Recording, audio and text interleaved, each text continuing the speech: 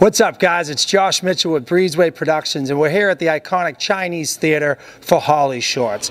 Tell us a little bit about your film. Okay, so Meeting MacGuffin is actually a second in a trilogy of stop-motion animated shorts. And to give you a quick synopsis, it takes place in the post-apocalyptic future where humans have fallen apart, literally and metaphorically. But there's a new breed that may give the humans a second chance. They're called the clothespin freaks. So the film has a feminist touch in the sense of that, you know, the way that it's made, it's sewn, it uses items like clothespins that you would relate more with like women, you know, items. And there's also a groundhog climatologist in it. So it's a tale about climate change. Tell us a little bit about the film. Yeah, Cheese Fries is basically the story of a late-night diner robbery gone wrong with some really awful patrons and an overworked waitress who's just had enough. And when the robbers show up, it gets really bloody and messy.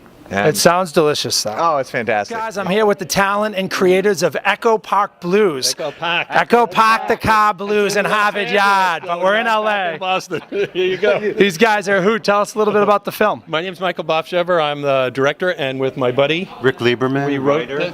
Alan Washam, producer and lead actor. Awesome. So it's a story of a jazz musician. Alan's got a jazz band, and he's a saxophonist, and he's got a song in his head, and he needs to up with his former writing partner, C.C. McCoy, played by the great Paula J. Parker, and they got to get together and figure it out, and they write this great song, and they bring it to this band they used to belong to, led by a guy named Bobby B., who's played by Steve Armour, who's a well-known trombonist, and a seven-piece jazz band, and they get to play their song, and we find out what happens to them as a couple as the film ends up. I'm here with Norway filmmaker Jade. Tell us a little bit about your film and what you're excited about today.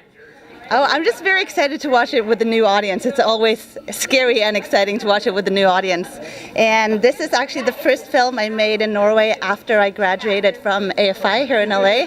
So I'm excited for everyone to see the final product. I'm here from Eileen, whose film is Panic Attack. Tell us a little bit more about the Panic Attack. Well, Panic Attack is all one shot. It's of the point of view of a woman having a panic attack. It starts at a traffic light with her saying, "Oh, you're going to be late, you're going to be late. Did you leave the coffee on?" And spiraling into all the different things that happen. So it's all one sequence of drawings, and I wanted it all to be one shot so that the transitions between reality and her imagined fears would be invisible.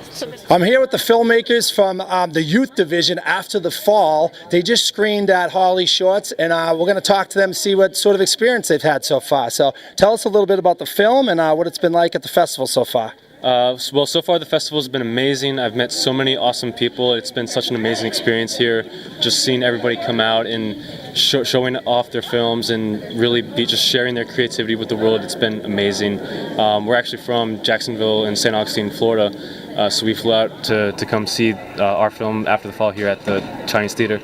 But the film itself is about the psychology and mindset of a lone survivor of a post-apocalypse, of a zombie apocalypse. So rather than just going guns a-blazing, action, explosions, all that good stuff that you normally see, I kind of wanted to delve further into the psychology and really explore what it would be like as a character, as a person in that situation, and just kind of to see how that would unfold both in real life and cinematically. Jamie Brewer, who's in the movie Kill Off, which is based in Australia. Tell us a little bit about the film. Filmed in Sydney.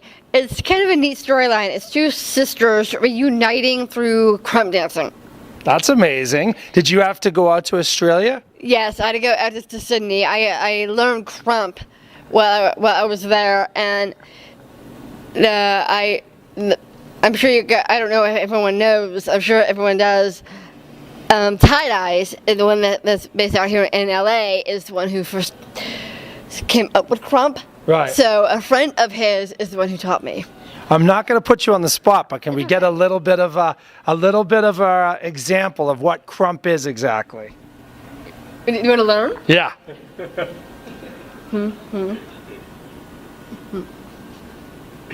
It's amazing. musicals. So this is our second short musical, and we wanted to do more dancing in this one. The first one was more of like a sort of experimental concept. So I wrote the script about 2 years ago. This is Leticia. She's my business partner at Phillion Productions. I'm Sarah Phillips. And I sent it into Nashville Film Festival, which is a great festival for sort of like music. Country music as well, right? Right, country music, but they're actually like very open to just like music-based projects or like music-driven projects. Sure. So I was like, oh, we'll see like what happens. And then it ended up winning the drama short competition for screenplays there. And then we were like, well, of course, now we have to make it. So then we made it. I mean, that would be the genesis, I suppose. It's all original music and all of... Who wrote the music?